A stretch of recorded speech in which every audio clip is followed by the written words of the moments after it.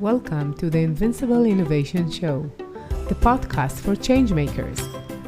Each week, I talk to the most fascinating entrepreneurs and innovation leaders about innovation, strategy, and design.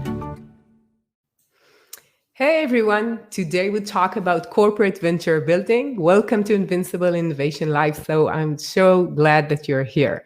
I'm Mazor Kario, innovation and value creation expert, and I'll be your host.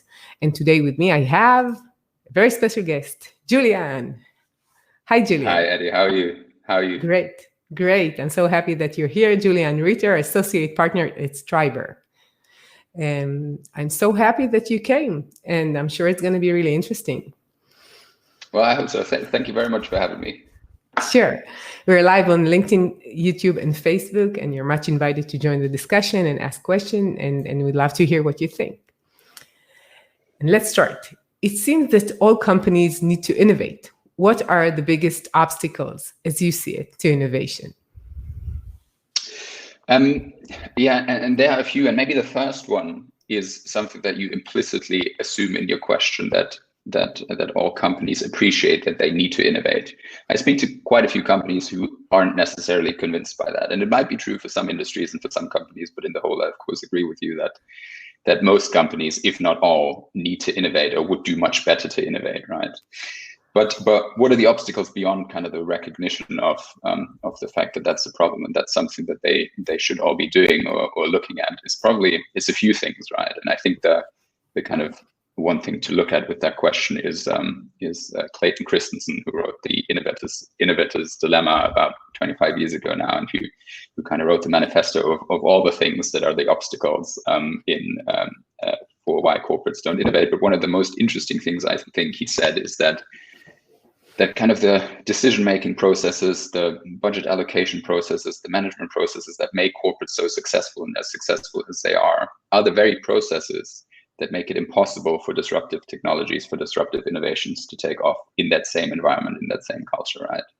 It's just two completely different worlds, and it works in a completely different way, so that only because you're good at the one thing doesn't necessarily make you good at the other thing at innovation. On the very contrary, it actually probably makes you bad at innovation, right? And this kind of leads to maybe some points we'll get on later about how particular things are really important at corporate innovation. And one of them is kind of setting the governance structure up in the right way. So making sure that the way you manage your innovation unit is completely different and removed from the way you manage your core business, right? But we might get into that a little bit later. I think the other thing that the other kind of big obstacle for why companies might fail to innovate is short-termism generally, right? And usually the bigger the company, and of course, especially if a company is listed, the more focus there generally is on short-term developments, short-term returns,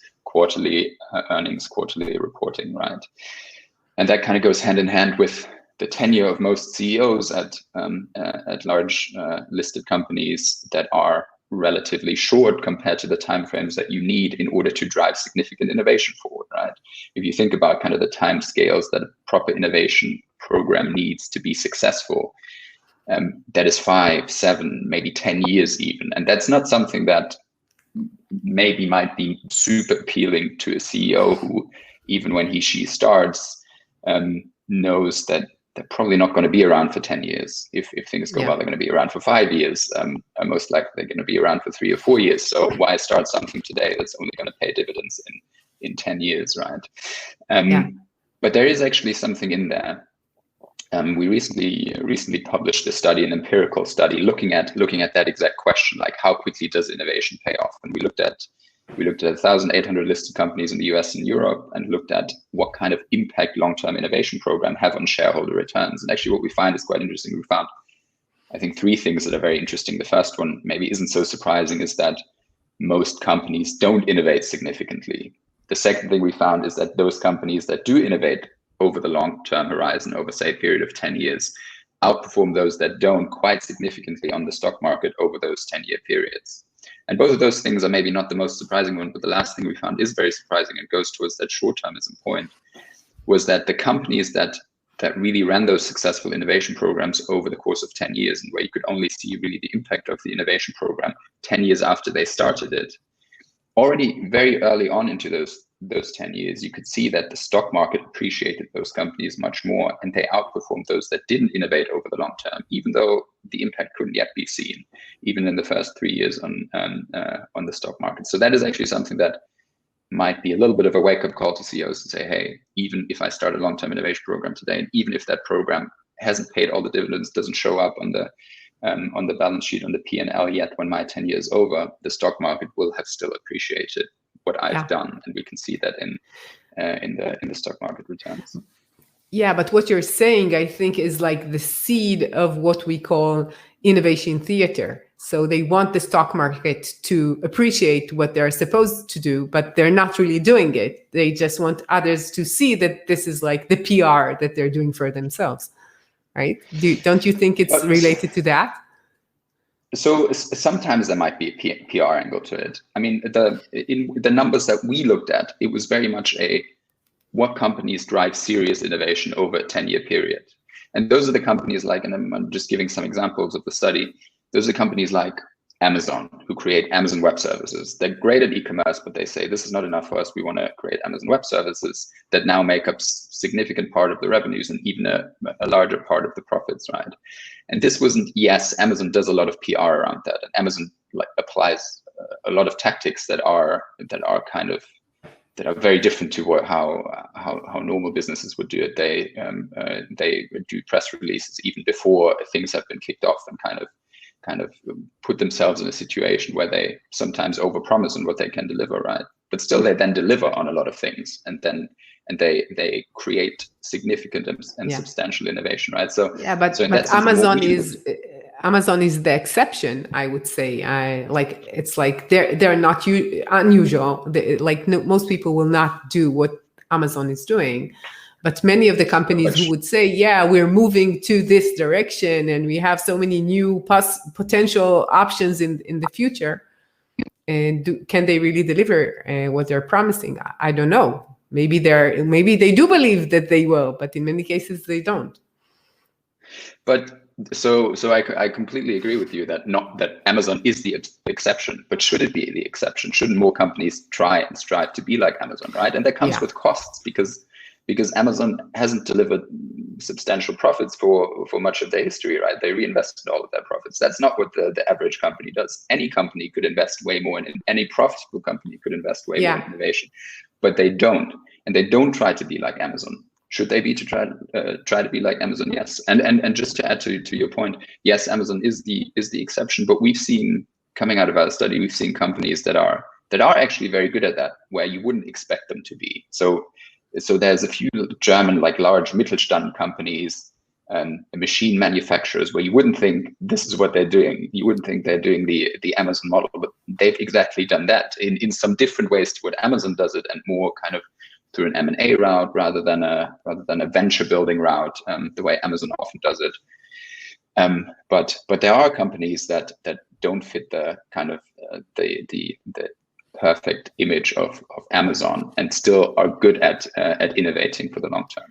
Yeah, I think that I just heard that Jeff Bezos, when he just started, when they were only a bookstore, a small bookstore, he said that it's all for the long run. He's always looking to the long run and not to the short run. And you see it all through his, I think 23 years. Now it's his last year, I think, in Amazon this year, if I'm not mistaken. Yeah. And you see that is going. But, going back to the beginning, you said that there are so many companies who are sure that they don't need to innovate. So I would love to hear who is so sure of himself that would say, I don't need it at all. At all.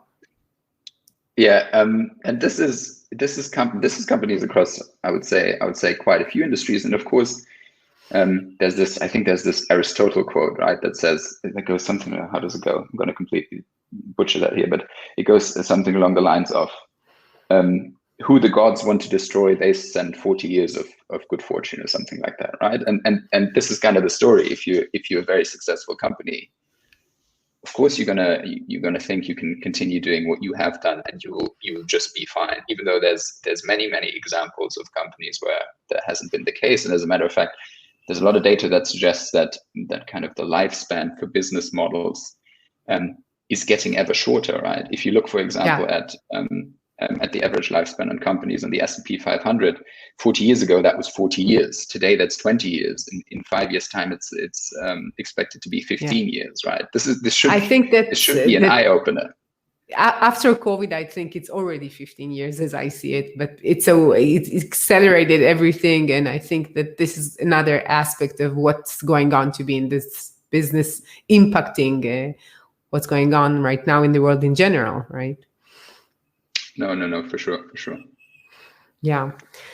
So how could corporates create sustainable growth if they're so not willing to invest again in themselves to see the long run, to change the way that they're doing things? So how could they really create something which is sustainable for them? If they're not willing to invest, they can't. I think that's the short That's answer. A good thing. You should be willing. You should be willing to invest. And I think the kind of where it starts is that recognition that even if you have a very successful business model going for you, all business models go through kind of the normal business model life cycles, right? And all business models start with an idea and growth and inception, and then at some point you get to maturity, but at some point you always will face decline, and that has happened to basically every business model that we've seen. And there's of course a few exceptions, right? But generally speaking, that's what happens, and those life cycles get shorter. So as a company, you need to appreciate that, and you need to kind of think of yourself maybe as more than just one business model. You need to think of yourself as a portfolio of business models that start at different points in time, and that you have to reinvent as you go along, or introduce new ones, right? So that's really at the root of it. And then when you think about what you can do to introduce new business models and kind of keep reinventing yourself as a company, that's when you land at a few options that you have in kind of your toolbox, in your innovation toolbox, right? And we think the most promising ones that you can leverage to really create a significant operational impact, really create new business models that you depend on, are M&A on the one hand, and corporate venture building, which is what we do at Stryber. Yeah. So how would you say, like, if they're thinking about, we could buy maybe a startup, or we could start a venture within, what would be the thing that you would tell them that they would say, okay, we'll take you. You're a better option for us? So I probably wouldn't make a pitch to anyone to say that venture building is the better option. If there's the right target out there for you at the right price that strategically fits kind of with what you want to do, that is going to create significant upside for you in terms of revenues, EBITDA in the long term, M&A is a great option. And sometimes, or most of the times, I would say even the preferred option. The problem is the availability of targets and the cost of targets often, right? You don't necessarily find what you need, what you want, what aligns perfectly with your vision, with your strategic goals, with the search fields you're active in. And then even if you do, getting that for a price that is acceptable is very much a tricky one, right? And then venture building is the best alternative, because with venture building, you can build those businesses from scratch. It's usually cheaper than the M&A route, and it's available to basically everyone, right? Yes, you need a significant budget behind it, and you need significant commitment behind it, but it is something that is available for everyone. Everyone can do it, and the upside to venture building really is that you have a lot of flexibility in terms of what kind of models you want to build out, what kind of models you want to invest in, and you have full control over killing projects that don't deliver as they're supposed to, and focusing and doubling down on the ones that you find most promising. But wouldn't you say that when you're purchasing a startup and you're doing this M&A, in many cases they don't succeed because they think that they buy a solution, and actually the people are trying to, at the beginning they want to join to your big corporates, and afterwards they are leaving because you cannot really give them what they want, and you cannot really grow it within your current system and organization. And in many cases, these M&As are not as successful as they expected them to be. And sometimes it's disappointing for them. No, and it depends very much on the goals, and it depends on setting the right expectations, right? So M&A sometimes has the goal of saying, look, we want to buy this young startup to become more innovative as a company and to get their culture assimilated to ours and to make everyone here at our company more innovative. It usually doesn't work like that. If you buy a startup, especially if it's relatively young still, what you should do is probably keep it relatively separate from your core organization, let it grow its own course. Yes, leverage the assets that you can leverage out of the core organization to give that startup or that venture an advantage that it wouldn't have had it continued on its own.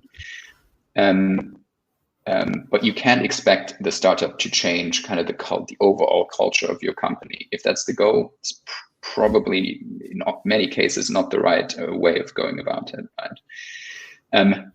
And yes, the other side of the coin is also a tricky one. How do you make the startup employees? How do you keep them happy in kind of where they are and so on, right? And this is a tricky one also, and that depends a lot on expectations management. And yes, there are a lot of examples where M&A transactions weren't successful, but there's also examples of companies that are doing it very successfully. And yes, of course, kind of the usual innovative suspects are amongst them, the Amazons and the Facebooks and so on. But there's also companies that have proven themselves to be very good at that, where you wouldn't have necessarily expected it. And Walmart is one of them, right? Walmart has actually managed to reposition, reinvent the whole organization in some way by the many acquisitions they've done and by the good job they've done integrating them to the right extent at the right time. So yes, obviously it doesn't always work, and there's a lot of things that need to be considered before making acquisitions, but it can be a very promising route as well. So what is the most important element of venture building? I think there's a few very important elements to venture building. And the first one is really the one that we talked about or touched upon at the top, the recognition that only because I, as a big established corporate, am good at the game that I'm currently playing, that doesn't make me in any way good at the game of innovating and coming up with new business models, and B, launching and growing those business models, right? And that recognition needs to lie at the core of everything you're doing on the venture building side, and that leads to governance being a very, very important element of making venture building a success, i.e., setting up a venture building unit the right way, making sure it gets enough budget, it gets enough senior leadership attention, ideally CEO attention, and making sure that the management practices that are applied within that unit are very different from how the core business is run. That means obviously completely different attitude to risk taking, at least on a project level, completely different time horizons, completely different measurement of what success means, right? Success in new business models isn't, how much profit have we made in the first 6 months, in the first year? The kind of business models that deliver profit in the first 6 months are usually not the type of business models that will really drive incredible scale and revenues that make a difference to billion-dollar companies in 5-6 years down the line, right?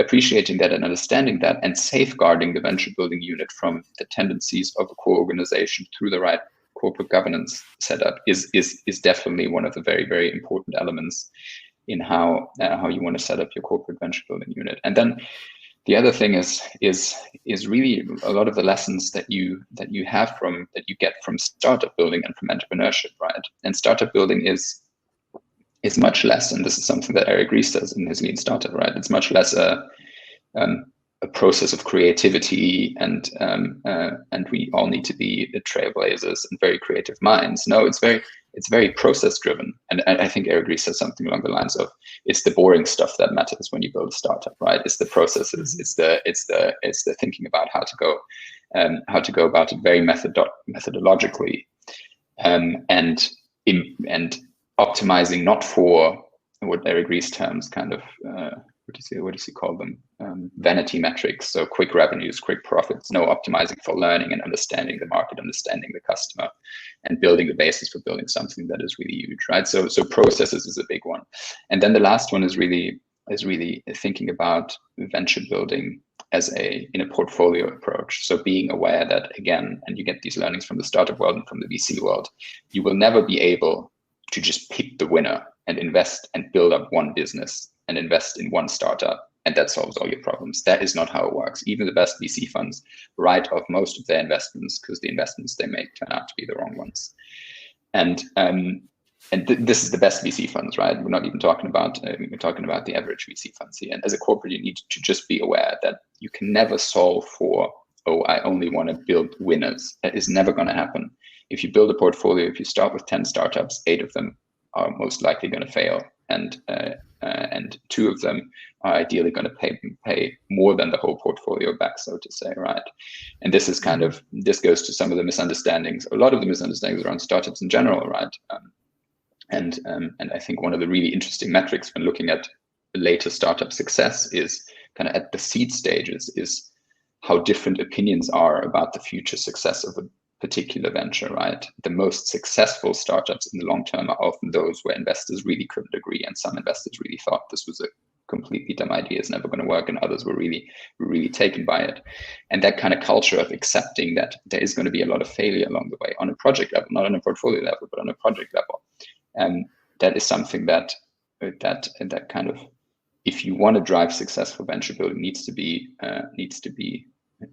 instilled in the leadership from day one. But you mentioned 2 things. First, they need to be humble enough to say that we cannot do it as we've done till now. So we're successful in that, but not in doing another thing, which is venture building. That's one thing.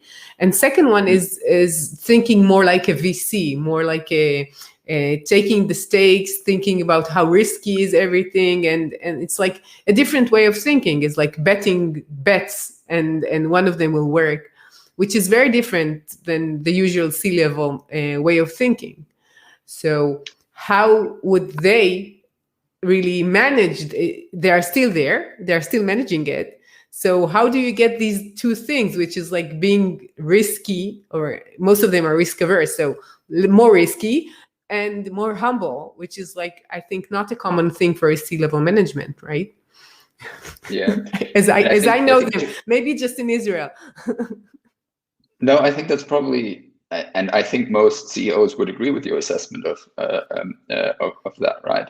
I think, to be honest, that the point around humbleness, that's probably an easier one, and maybe COVID has even helped with that, right? I think more and more companies and leadership of companies appreciate that innovation has to be on top of their agenda, and not in the kind of innovation theater way that you alluded to earlier, but like in a serious way, and seriously approaching innovation as something that must be a key priority for years to come. So I'm not, generally speaking, if you look at the state of things, I'm not too worried about the humbleness point. I'm more worried about the kind of attitudes towards risk.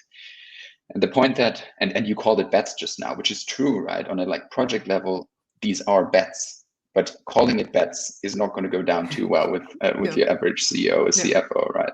Yeah, of course. But this is, in some ways, this is a kind of short-sighted way of thinking about risks, right? Because first of all, the one thing you have to appreciate is, yes, this is of course risky. Anything we do in innovation is risky, but we can be very good at managing those risks on a portfolio level. We can also be good at trying to be smart about managing risks on a project level, but you'll never be able to eliminate the risk. And as a matter of fact, you don't want to eliminate the risk, because only with significant risk can you ever get high or significant rewards, right? But even if you ignore that, the risk of doing nothing is usually much higher than the risk of doing something. And it's the kind of risk that is a bit easier to swallow, because doing nothing is, no one's going to point the finger at you directly and say, on this day you did something wrong because you didn't initiate the innovation program. And it's always the case that you can say, I can wait another quarter, and no one's really going to be mad at you for that. And you might be afraid that people are mad at you if you build something that then fails, right? And this is just this is relatively basic psychology, and this is the stuff Kahneman partly talks about as well. But the risk point is really, this is the important one, and this is the one that is tricky about the discussion. But they're kind of making the key stakeholders see that the risk of doing nothing is actually much larger than the risk of taking a few bets that might fail. And if you're smart about the way you take those bets, and if you take enough bets and are smart enough about also cutting down on the bets that don't work and being very happy to pull out of things very quickly when you get any sort of indication that this is not going the way you wanted, and not being too married to an idea that you've had and that you've fallen in love with, and just moving on to the next thing and really thinking about the success on a portfolio level only, not on a project level, that makes it, I think, easier to accept risk in that way and in that form. Yeah, I think that I totally agree to what you're saying about if I'm doing it, it's like I took a decision. If I'm not doing anything, I didn't do anything. There is no decision. But I think it's related to the fact that people find it really hard to change, especially when there are so many unknowns. So nobody could promise you anything when you're starting this kind of a journey as an organization. And just thinking differently and trying things differently and growing your mind into being like open-minded to a new thing needs your energy, and you need to stand up to resistance in many cases, right? I guess that you will not be as welcomed as thinking about a new strategy of doing more money in a different market as you've done till now, right? And I think that it demands from you to be a bit different from others in the C-level, in the management, wherever you are. And when you're different, it's risky for you to think differently and to be different, and people don't like it. No. I completely agree with you, right? And it's no CEO has ever been fired because they hired McKinsey or BCG or Bain to run kind of the standard strategy project, right? They're doing what they've always done, and they're doing something with kind of a general stamp of approval of this is something that works. You're not going to make any kind of short-term mistakes with that, right? If you want to be a bit more brave, that's different. And you will be in a position where people point the finger at you and say, "What did you do that? Like, this was a mistake."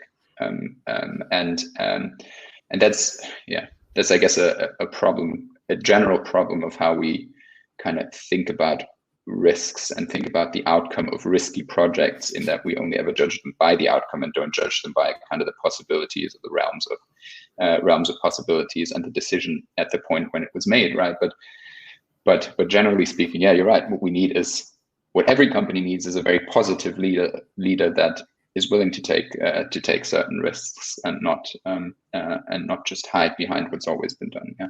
Yeah, I think it's related to culture too, because I talked to an entrepreneur from Germany. You know it like much better than me, right?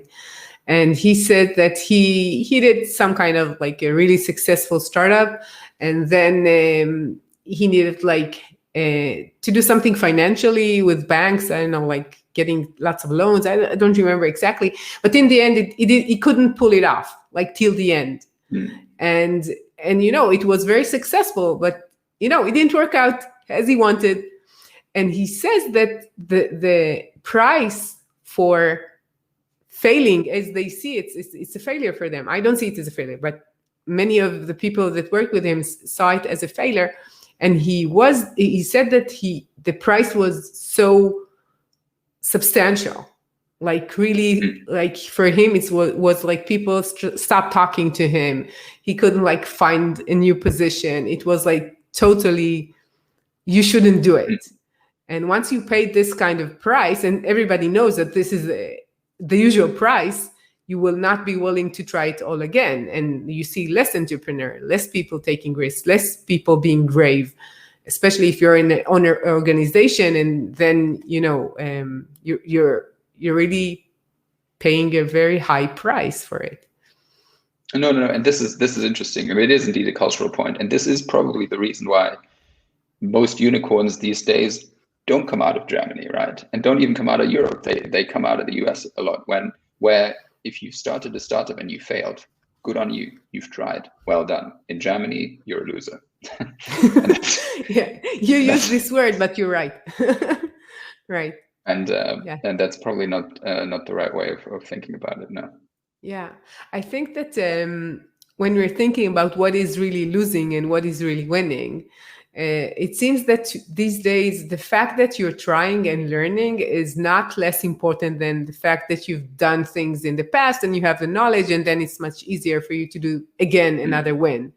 And when what you learn is things that you didn't know before, right? Because you learned a new thing. And it always reminds me of what Thomas Edison said. It's not that I failed, I found 10,000 ways that doesn't work. So it's like, it's exactly that. So if you're failing, I guess that means that next time you will be much better.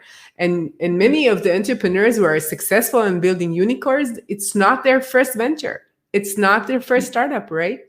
So, so in order to get better, you need to fail and learn. And maybe in your third startup, it will be a unicorn. Most of the times it's not your first. It could be, but most of the time it's not your first one. And it's another way of seeing long term and seeing life. That for the short run, you could be a manager within a company that is doing much, like you have the salary, you have the all the respect that you get to be there, but you're not learning as much if you would have been an entrepreneur and taking your knowledge from all these years and doing something different. And therefore, it's really hard I know that Europe is really struggling to find these people and to make them grow. And many of them trying to open these labs. It could be like from the government, it could be from within companies, it could be in industries, in academia. They're trying to do that. And it's so much harder for them just to have these kinds of minds and creativity and open-mindedness and bravery, even willing to take the risk. It's hard when you need to pay this loser, here stamp on you when you're not doing. Absolutely. So how? Absolutely. Yeah. So I'm curious to see when more countries in Europe than I do for sure. Do you see a big difference when you're coming? Right now, you're talking to me from London. So do you see a difference when you're talking to people in London than in Germany? I think so. I think London is probably somewhere, or the UK, generally speaking, is somewhere between the US and Germany on that scale of how much one is appreciated for trying versus how much one is ostracized for failing. Right? It's somewhere in between, but it's definitely on neither end of the extremes. I don't know much about the kind of the culture around failure in other parts of Europe, to be honest. But I think the UK is quite firmly in the middle, as it is in quite a few things between the US and Germany or Europe. Yeah. So let's go back to what we talked about, the COVID crisis. So how do you see, when you talk to these people in corporates, how do you see corporate innovation affected by the COVID crisis? So I think it's a mixed bag, but I think overall probably, and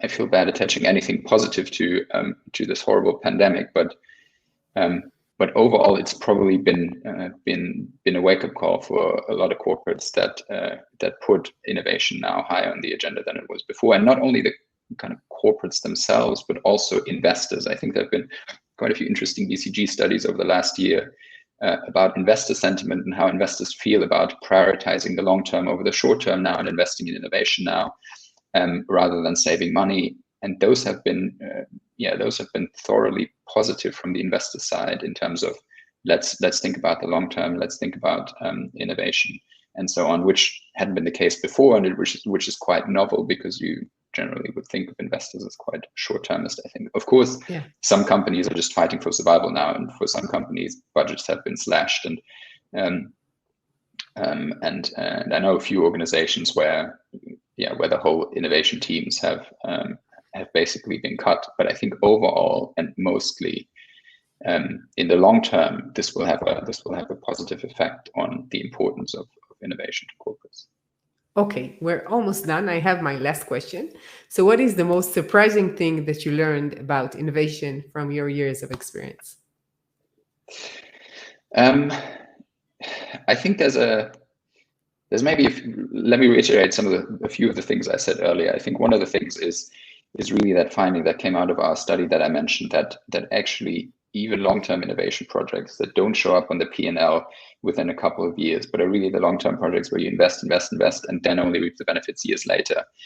Investors appreciate those approaches, and stock market returns show that even early on in those long-term journeys, that is something that stock markets appreciate, and your stock market performance will reflect that. So the myth that corporate innovation has to fail because of the short-termism of companies is actually not quite there.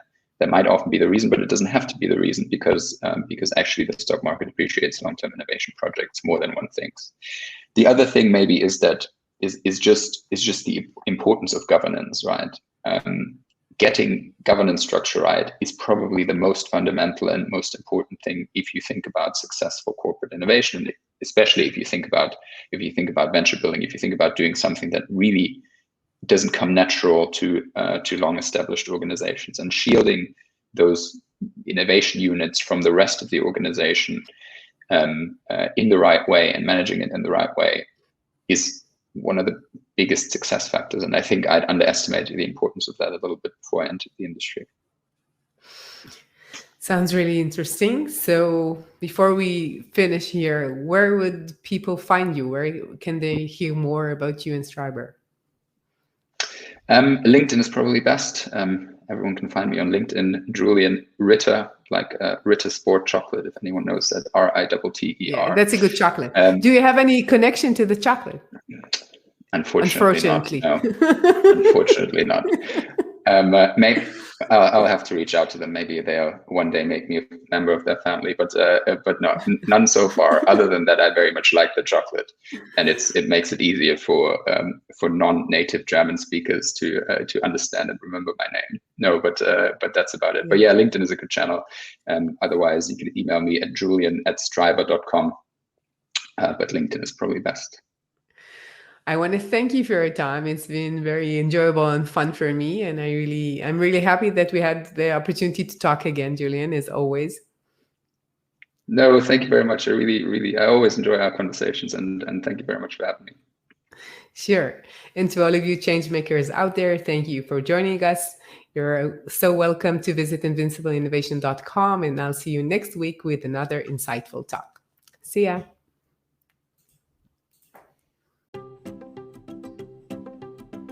I'm Mazor, Kario, and you've been listening to the Invincible Innovation Podcast. Make sure to visit our website, invincibleinnovation.com, where you can learn more about our programs and my book, Innovating Through Chaos. I'll be waiting for you next week in our next episode. Thank you for listening.